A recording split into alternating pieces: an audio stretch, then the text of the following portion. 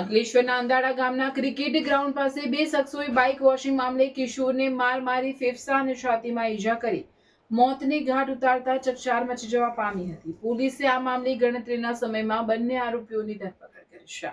અંકલેશ્વરના અંધાડા ગામના કૈલાસ ટેકરી ખાતે રહેતી પ્રિયાબેન શૈલેષ વસાવાના 17 વર્ષીય પુત્ર રોહન વસાવા તેના મિત્રો સાથે અંધાડા ગામના ક્રિકેટ ગ્રાઉન્ડ ખાતે બેસવા ગયા હતા. તે સમયે તેના મિત્ર નિલેશ મુકેશ વસાવાના મોબાઈલ ફોન ઉપરથી રોહનનો ફોન આવ્યો હતો અને તેનો ફોન તૂટી જતા લઈ જવાનું કહ્યું હતું. જે બાદ થોડી વારમાં તેના મિત્રો કિશોરને બેહોશ હાલતમાં બાઇક પર ફળિયામાં લઈ આવ્યા હતા, જેને 108 સેવાની મદદ વડે ગડકુલ સરકારી હોસ્પિટલમાં ખસેડવામાં આવ્યો હતો, જ્યાં તેને તપાસી તબીબે મૃત જાહેર કર્યો હતો. જે બાદ પોસ્ટમોર્ટમ દરમિયાન તબીબે પ્રાથમિક અભિપ્રાયમાં રોહનને છાતીમાં ફેફસાના ભાગે ઈજાઓ થતાં મોત નીપજ્યું હોવાનું સામે આવ્યું હતું.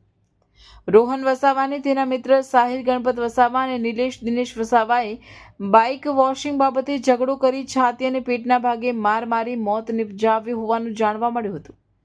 બનાવ અંગે અંકલેશ્વર બી ડિવિઝન પોલીસે હત્યા અંગેનો ગુનો નોંધી તપાસ હાથ ધરી હતી. દરમિયાન પોલીસે આરોપીઓ સાહિલ અને નિલેશ વસાવાની ધરપકડ કરી કાયદેસરની કાર્યવાહી હાથ ધરી છે.